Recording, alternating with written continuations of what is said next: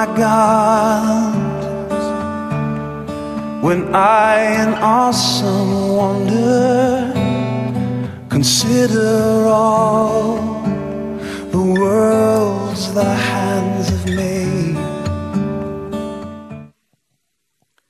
안녕하세요. 오랜만입니다. 이제 우리는 요한계시록 19장에 도달했습니다.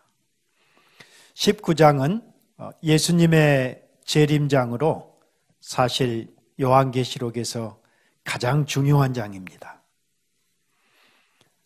왜 중요하냐 하면 세 번에 걸친 하나님의 진노의 심판을 종결짓는 사건이 예수님의 재림의 사건이기 때문입니다. 그리고 동시에 우리 예수님이 오시면 영원한 하나님 나라의 그런 하나님 나라로 들어가는 그런 마지막 우리 모든 이 땅의 삶을 또 종결짓는 그런 의미에서 19장은 굉장히 중요합니다. 그런데도 19장은 20장의 천년왕국보다도 별로 요한계시록에서 중요하게 생각지 않는 그렇게 묻혀진 장이기 때문에 우리는 앞으로 요한계시록을 볼 때마다 19장이 가장 어떤 컬미네이션, 정점에 해당되는 그리고 모든 인류의 역사를 종결짓는 그런 재림의 장이라는 것을 우리는 항상 기억해야 합니다. 19장 예수님의 재림장은 두 개의 잔치 그림이 등장하고 있습니다. 하나는 어린 양의 혼인잔치 그림이고 다른 하나는 새들의 심판의 잔치 그림입니다. 어린 양의 혼인잔치는 바벨론의 심판을 종결짓고 마침내 재림에 주로 오신 어린 양 그리스도와 그의 신부인 교회와의 그런 친밀한 연합을 강조합니다. 그러나 새들의 심판의 잔치는 재림의 전사로 오셔서 최후의 아마겟돈의 전쟁을 승리로 이끄시고 모든 적폐를 악을 청산하고 제압한 하나님의 최종 승리를 상징하는 그런 이 에스겔의 비유를 들고 있는 것입니다.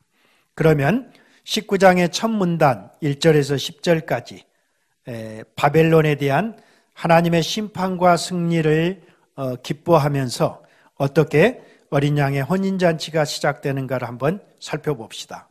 1절을 보겠습니다. 이일 후에 내가 들으니 하늘에 허다한 무리의 큰 음성 같은 것이 있어 이르되 할렐루야 구원과 영광과 능력이 우리 하나님께 있도다. 그의 심판은 참되고 의로운지라 음행으로 땅을 더럽게 한 큰 음녀를 심판하사 자기 종들의 피를 그 음녀의 손에 갚으셨도다 하고 그렇게 기록되어 있습니다. 하늘의 허다한 무리들이 할렐루야 하나님을 찬송하는 큰 음성으로 오늘 어린 양의 혼인잔치는 시작합니다. 찬송하는 내용은 하나님의 구원과 영광과 능력입니다. 하나님의 구원은 바벨론의 악한 무리들과 두 짐승으로부터 자기 백성을 구속하신 하나님의 승리를 가리킬 것입니다. 그리고 2, 3절에서는 승리한 천상교회가 왜 하나님을 찬양해야 하는지 그 근거를 제시합니다. 2절 초반에서는 그의 심판은 참되고 의롭다 그렇게 말하고 있습니다. 그리고 2절 하반절에서는 음행으로 땅을 더럽게 한 큰 음녀를 심판하사 자기 종들의 피를 그 음녀의 손에 갚으셨도다. 자기 종들의 피를 신원해 주셨기 때문에 천상교회는 하나님을 찬송하지 않을 수 없습니다. 그리고 3절에서는 두 번째로 할렐루야 하니 그 연기가 세세토록 올라가더라고 기록되어 있습니다. 음녀의 연기가 세세토록 영원토록 올라가는 영원한 형벌로 심판하셨기 때문에 하나님의 백성들은 우리 하나님을 찬송하는 것입니다. 그리고 4, 5절에서는 24장로와 네 생물이 보좌에 앉으신 하나님께 아멘 할렐루야를 찬송하며 경배합니다. 그리고 5절에서는 하나님의 종들인 하나님을 경외하는 자들은 작은 자나 큰 자나 물론 대소하고 우리 하나님을 찬양합니다. 종말의 성도들이 진정 하나님을 두려워하는 것이야말로, 경외하는 것이야말로 인생을 살아가는 참된 지혜와 지식의 근본된 삶일 것입니다. 6절을 보면 또 내가 들으니 허다한 무리의 음성과도 같고 많은 물소리와도 같고 큰 우레소리와도 같은 소리로 이르되 할렐루야 주 우리 하나님 곧 전능하신 이가 통치하시도다. 할렐루야 하나님을 찬송하는 이유는 하나님의 통치가, 영원한 하나님의 나라가 시작되었기 때문에 찬송합니다. 그리고 7절에서는 우리가 즐거워하고 크게 기뻐하며 그에게 영광을 돌리세 어린 양의 혼인기약이 이르렀고 그의 아내가 자신을 준비하였으므로 그에게 빛나고 깨끗한 세마포옷을 입도록 허락하셨으니 이 세마포옷은 성도들의 옳은 행실이로다 하더라. 그렇게 기록되었습니다. 성도들이 크게 즐거워하고 기뻐하면서 하나님께 영광을 돌려야 하는 이유는 어린 양의 혼인잔치가 임박했기 때문입니다. 계시록에서 어린 양은 예수님을 상징합니다. 그리고 어린 양의 신부는 교회입니다. 교회는 어린 양의 피로 구속함을 받은 자들이고 어린 양이 어디로 인도하든지 목자를 따라가는 목자의 음성에 순종하는 양들이 바로 저와 여러분인 교회일 것입니다. 그리고 그들은 빛나고 깨끗한 세마포옷을 어린 양의 신부인 교회가 입었다고 기록되어 있습니다. 그 옷은 성도들의 옳은 행실입니다. 어떤 인간적인 행위라기보다는 그분께 순종하고 그분을 믿음으로 자기를 부인하고 주님의 뜻과 인도를 따르는 어떤 믿음의 행위다. 이 세상으로부터 구별된 그런 거룩한 삶을 살아드리는 그런 순종의 삶이다. 우리는 그렇게 해석할 수 있을 것입니다. 그리고 9절에서는 천사가 내게 말하기를 기록하라. 어린 양의 혼인잔치에 청함을 받은 자들은 복이 있도다 하고 또 내게 말하되 이것은 하나님의 참되신 말씀이라 하기로 기록되어 있습니다. 사랑하는 성도 여러분, 여기서 천사가 요한에게 모든 내용을 기록하라고 말하고 있는데요. 여기서 기록하는 내용은 계시록의 7복 가운데 네 번째 복에 해당하는 복입니다. 이 사복은 어린 양의 혼인잔치에 영광스럽게 교회가 초대를 받는 복입니다. 7, 8절에서 교회는 어린 양의 신부로 묘사되어 있습니다. 그런데 9절에서는 혼인잔치에 초대받은 손님이 바로 저와 여러분입니다. 따라서 성도들은 혼인잔치의 신부이면서 동시에 초대받은 객으로 등장하고 있습니다. 전자의 신부가 교회 공동체에 초점을 맞춘 것이라면 후자의 손님은 우리 교회 공동체의 어떤 개별적인 구성원에 그런 초점을 맞추고 있는 것 같습니다.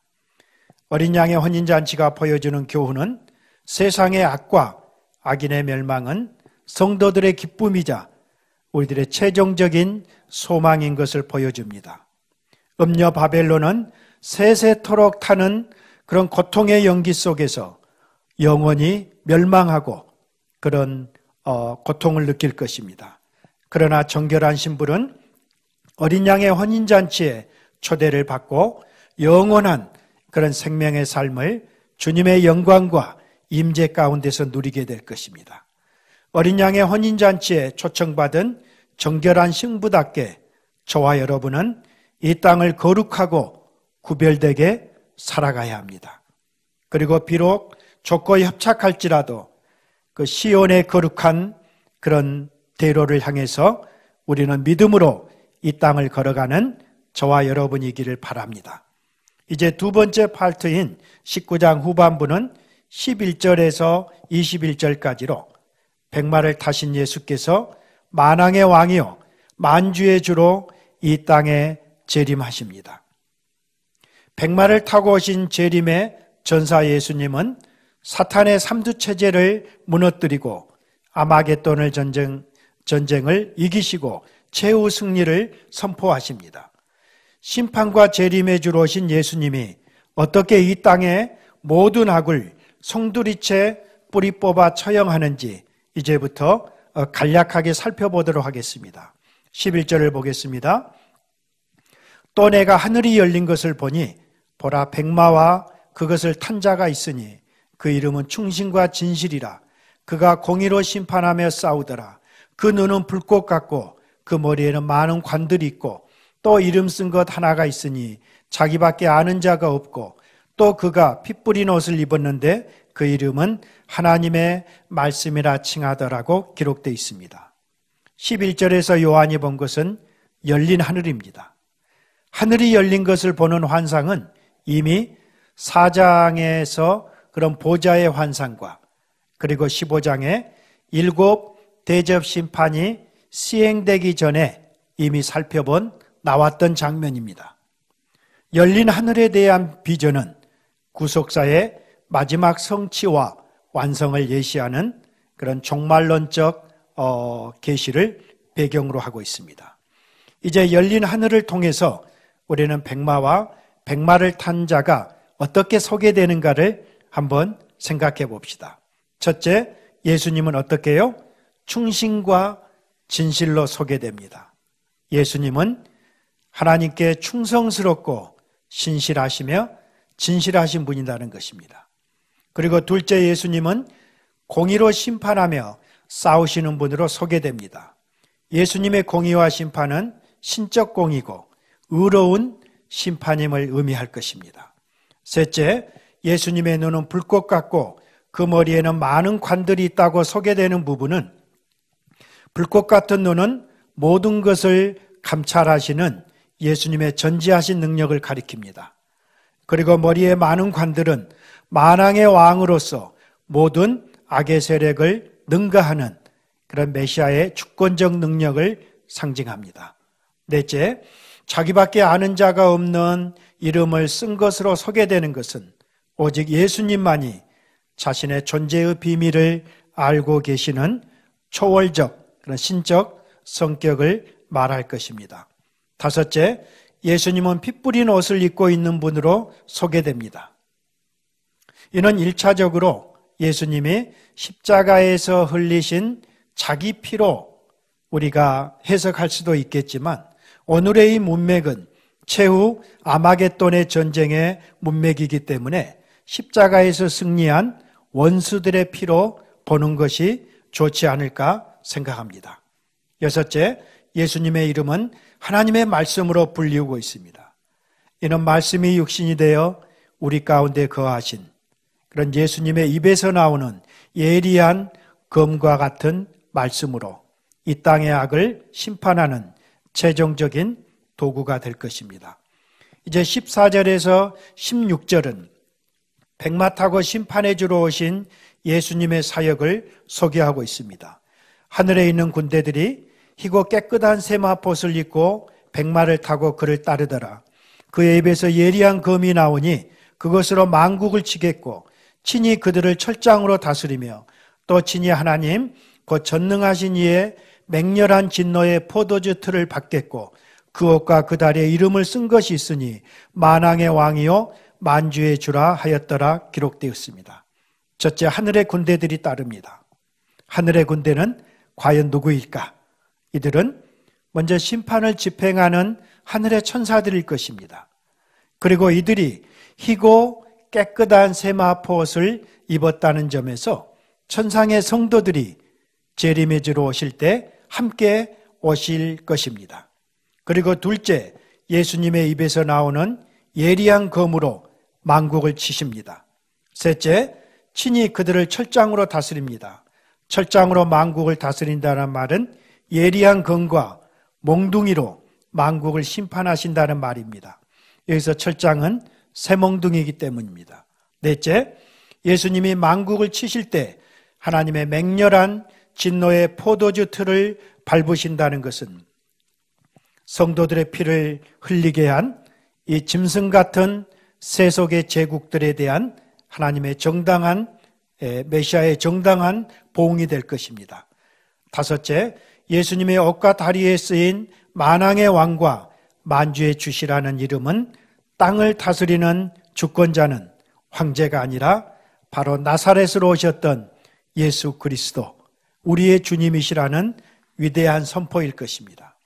17, 18절을 보면은요, 또 내가 보니 한 천사가 태양 안에 서서 공중에 나는 모든 새를 향하여 큰 음성으로 외쳐 이르되 와서 하나님의 큰 잔치에 모여 왕들의 살과 장군들의 살과 장사들의 살과 말들과 그것을 탄 자들의 살과 자유인들이나 종들이나 작은 자나 큰 자나 모든 살을 먹으라 하더라. 또 내가 보매 그 짐승과 땅의 임금들과 그들의 군대들이 모여 그 말 탄 자와 그의 군대와 더불어 전쟁을 일으키다가 짐승이 잡히고 그 앞에서 표적을 행하던 거짓 선지자도 함께 잡혔으니 이는 짐승의 표를 받고 그의 우상에게 경배하던 자들을 표적으로 미혹하던 자라. 이 둘이 산채로 유황불 붙는 못에 던져지고 그 나머지는 말탄 자의 입으로부터 나오는 검의 죽음에 모든 새가 그들의 살로 배불리더라. 그렇게 19장은 마치고 있습니다. 한 천사가 공중에 나는 새들에게 무엇이라고 외치고 있습니까? 하나님의 큰 잔치에 모여 만국 백성들과 군사들의 시체를 뜯어먹으라고 초대하고 있습니다. 이는 에스겔을 통해 마곡의 왕 침략자 곡을 처단하시는 에스겔서 38, 39장에 나타난 그런 약속의 그 예언에 대한 성취인 것입니다. 이 놀라운 새들의 잔치는 19장 9절에 어린 양의 혼인잔치에 참석하도록 성도들을 초대하는 것을 패러디하는 것 같습니다. 19절에서 백마를 탄 예수님과 최후의 일전을 벌이는 자들은 그 짐승과 땅의 임금들과 그들의 군대들입니다. 이는 두렵고 떨리는 여호와의 날에 벌어질 최후 아마겟돈의 전쟁일 것입니다. 그리고 20절, 21절에는 최후 아마겟돈의 전쟁의 결과에서는 두 짐승이 산채로 생포돼서 그런 불이 붙는 유황불 붙는 못 지옥에 떨어지게 됩니다. 이들은 용의 하수인입니다. 우리가 이미 13장에서 살펴본 바다의 짐승과 땅의 짐승, 바다의 짐승은 적그리스도 로마를 상징하고 땅의 짐승은 로마 황제 숭배 종교의 그런 제사장들과 거짓 선지자들일 것입니다. 이 두 짐승은 산채로 유황불 붙는 못 게헨나에 던져져서 영원히 고통을 받습니다.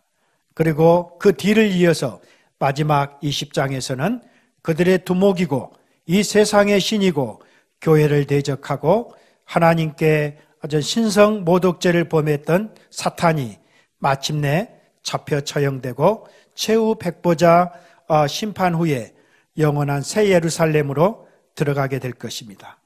사랑하는 성도 여러분, 재림은 종말의 교회의 최종 목표요 소망이 될 것입니다. 천사장의 소리와 하나님의 나팔 소리로 강림하시는 예수님의 재림은 우리 모든 신자들에게 놀라운 기쁨의 자리가 될 것입니다. 그날은 기쁨이 넘치며 최종적인 교회의 승리를 확증하는 그런 잔치의 날이 될 것입니다. 그분이 다시 오신다는 재림이야말로 이 세상에서 종말을 기다리는 성도들에게 결코 두렵거나 혼란스러운 소식이나 말씀이 돼서는 안 될 것입니다. 그것은 이 세상의 모든 고난과 근심과 걱정이 끝나고 영원히 신랑 되신 예수님과 성부의 임재와 영광 속에 들어가는 그런 안식의 날이 될 것이기 때문입니다. 그렇기 때문에 우리는 오늘의 싸움에서 지치거나 포기해서는 안 됩니다. 우리는 오늘을 견디고 이길 수 있어야 합니다. 그리고 끝까지 믿음의 경주를 달리는 우리들이 될 수 있기를 바랍니다.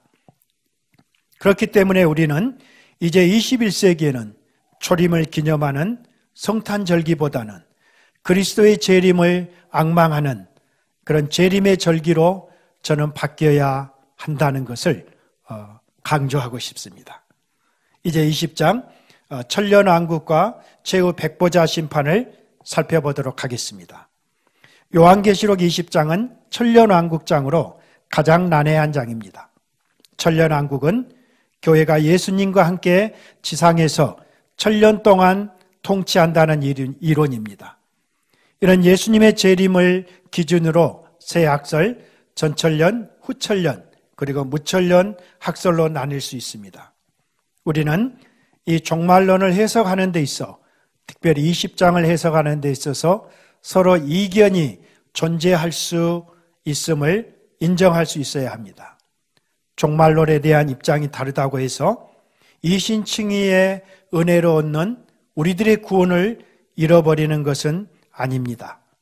따라서 종말론에 관한 그런 다양한 신학적 입장들을 우리가 최소한 서로 존중하고 인정하고 대화하는 그런 성숙이 우리는 오늘 우리들에게 필요하겠다. 저는 그런 생각을 합니다. 20장은 두 단락으로 나눕니다.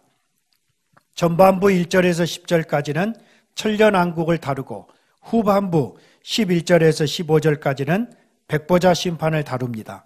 그러면 이제 먼저 1절에서 10절에 나타난 천년왕국을 살펴보겠습니다. 먼저 20장 1절을 보겠습니다. 또 내가 보매 천사가 무저갱의 열쇠와 큰 쇠사슬을 그의 손에 가지고 하늘로부터 내려와서 용을 잡으니 그 옛뱀이요 마귀요 사탄이라. 잡아서 천년 동안 결박하여 무저갱에 던져놓고 잠그고 그 위에 임봉하여 천년이 차도록 다시는 만국을 미혹하지 못하게 하였는데 그 후에는 반드시 잠깐 놓이리라. 20장 1절 3절을 제가 봉독했습니다. 1절에서 요한은 천사가 무저갱의 열쇠와 쇠사슬을 가지고 하늘로부터 내려오는 것을 보게 됩니다. 그리고 이 3절에서는 천사가 용을 붙잡아 쇠사슬로 결박해서 무저갱에 집어넣고 천년 동안 나오지 못하도록 무저갱의 감옥을 잠궈버립니다. 여기서 우리는 무저갱에 갇힌 용의 정체는 사탄이 분명한데 여기서 용이 결박당했다는 말을 어떻게 해석해야 하는가가 굉장히 중요합니다. 이 말을 세대주의처럼 문자적으로 볼 것인지 아니면 무천년의 입장처럼 상징으로 볼 것인지를 우리는 해석해야 합니다. 잠시 2절을 보면 천사가 용을 잡았습니다. 요한이 본 것은 용이에요. 근데 실제 용이 아니라 2절 하반절을 보니까 이는 곧 옛뱀이고 마귀고 사탄이다. 그러니까 용은 사탄과 마귀와 옛뱀을 상징하는 존재인 거죠. 그래서 용이 사탄을 상징하는 것이라고 한다면 용이 결박당하였다는 말도 문자가 아니라 우리는 상징으로 해석해야 합니다. 따라서 사탄의 결박은 물리적인 결박이 될 수 없습니다. 그런 영적 존재이기 때문입니다. 사탄의 세력과 활동이 그리스도의 십자가의 죽으심과 부활의 사건을 통해서 결정적으로 사탄이 타격을 입고 그의 그 권세와 능력을 더 이상 적극적으로 행사할 수 없는 그런 제한되었다는 것을 상징하는 그 의미로 우리는 해석해야 합니다. 이는 이미 예수님이 성육신을 통해 메시아로 오심으로 하나님의 나라가 도래했고 이것을 데모하는 것이 바로 귀신을 쫓아내는 죽기 사역이라는 것을 마태복음 12장에서 이미 예수님은 기록하고 있습니다. 그때 예수님이 이런 말씀을 하시죠. 사람이 먼저 강한 자를 결박하지 않고서야 어떻게 그 강한 자의 집에 들어가 그 세간을 강탈할 수 있겠느냐? 예? 그 결박한 후에야 그 집을 강탈할 수 있지 않겠느냐? 그런 말씀을 합니다. 이것은 바로 예수님이 십자가의 사건을 통해서 그런 사단의 머리를 강타한 그런 사건으로 우리는 이 마태복음 12장 28절 이하의 말씀을 오늘 20장 1절 3절의 말씀으로 그런 짝을 이루는 구절로 해석을 할 수 있겠습니다. 그리고 4, 6절을 보면은요, 구원받은 성도들이 그리스도와 더불어 천년 동안 왕노릇하는 것으로 묘사된 그런 이 천년 왕국이 등장합니다. 우리는 이미 잠깐 살펴본 것처럼 그리스도의 재림을 중심으로 세 개의 설로 나눌 수 있습니다. 복잡하지만 간략하게 살펴본다면 첫째는 전천년설입니다. 예수님이 재림하신 후에 천년왕국이 시작된다는 이론입니다. 이는 세대주의적 전천년설과 역사적인 전천년설로 나눕니다. 세대주의적 전천년설은요, 예수님의 두 번 재림이나 환란전 휴거 혹은 교회와 이스라엘의 그런 분리, 그런 유대인 역사를 중심으로 천년왕국을 묘사하는 이 문자적으로 보는 굉장히 심각한 문제점을 가지고 있고 한국교회에 영향력을 끼쳤을 뿐만 아니라 대부분의 이단들이 가지고 있는 그 입장이 세대주의적인 입장입니다.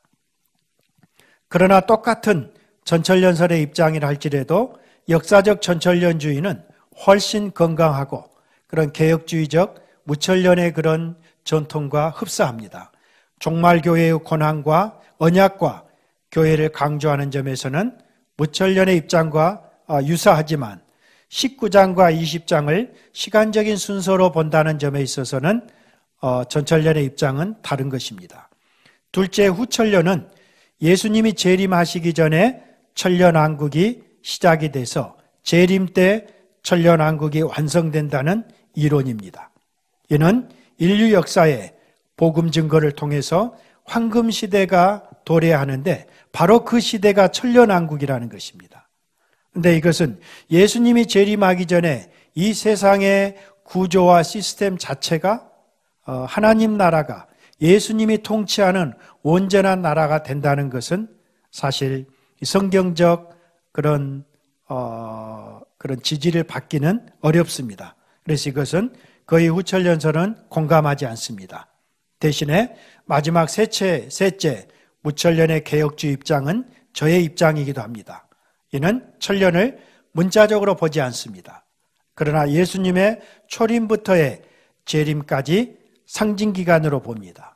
이는 바로 현 시대가 저와 여러분이 살고 있는 예수님이 오셔서 재림에 하실 때까지 바로 현 시대가 그리스도의 영적 통치를 받는, 그리스도를 나의 삶의 주인으로 모셔드리고 그리스도를 교회의 머리로 보는 그런 또 현천년주의의 입장인 것입니다. 무천년의 입장은 개혁주의 언약과 성경신학을 바탕으로 오직 그리스도를 교회의 중심으로 그리고 유대인과 이방인에게는 전혀 차별이 없는 그런 복음을 강조하고 단 한 번의 재림을 통해서 영원한 하나님 나라로 들어가는 중요한 그런 우리 무천년의 입장인 것입니다. 그럼 7, 8절을 보겠습니다. 7, 8절은 천년이 참해 사탄이 그 옥에서 놓여 나와서 땅의 사방 백성 곧 곡과 마곡을 미혹하고 모아 싸움을 붙이리니 그 수가 바다의 모래 같으리라. 그들이 지면에 널리 퍼져 성도들의 증과 사랑하시는 성을 두르매 하늘에서 불이 내려와 그들을 태워버리고 또 그들을 미혹하는 마귀가 불과 유황못에 던져지니 거기는 그 짐승과 거짓 선지자도 있어 세세토록 밤낮 괴로움을 받으리라. 그렇게 기록되어 있습니다. 곡과 마곡의 전쟁은 사실 또 다른 전쟁이 아니죠. 이미 19장에 나온 아마겟돈의 전쟁을 다른 관점에서 곡과 마곡의 전쟁으로 설명하고 있습니다. 이것은 에스겔 38장, 39장을 그 동일한 그 예언의 말씀을 이 두 전쟁이 인용하고 있기 때문입니다. 그리고 10절에서는 만국을 미혹하는 마귀는 유황이 타는 불못 지옥에 던져집니다. 지옥은 이미 사탄의 졸개들, 바다의 짐승과 땅의 짐승들이 처형당해서 괴로움을 받는 곳입니다. 사랑하는 성도 여러분, 20장 천년왕국이 주는 교훈은 그리스도의 통치가 문자냐 상징이냐가 아닙니다. 우리는 거기에 매달리기보다는 나의 실제 삶의 현장 속에서 예수 그리스도가 내 인생의 주인이시고 내 인생의 왕이 되시는가, 바로 그리스도의 통치가, 영적 통치가 이 10장의 핵심인 것입니다.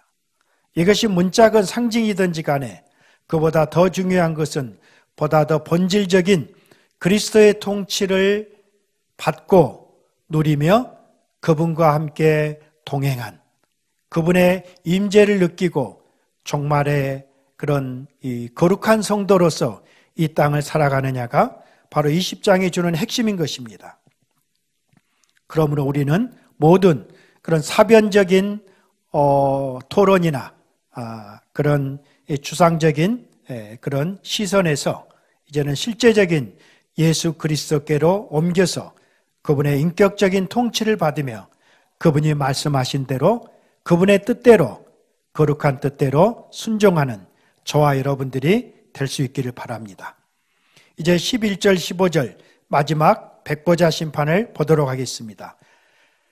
11절을 보니 또 내가 크고 흰 보좌와 그 위에 앉으신 이를 보니 땅과 하늘이 그 앞에서 피하여 간 데가 없더라, 그렇게 기록되어 있습니다. 마침내 창조주 하나님이 최후 심판을 위하여 크고 흰 보좌, 백보좌에 앉으셨습니다. 하나님의 보좌가 크고 있다는 것은 최후 심판의 그런 보좌의 위엄과 광대하심을 드러내는 것일 것입니다. 그런데 보좌 앞에는 두 종류의 책이 펼쳐져 있습니다. 하나는 책들이고 또 다른 하나는 생명책입니다.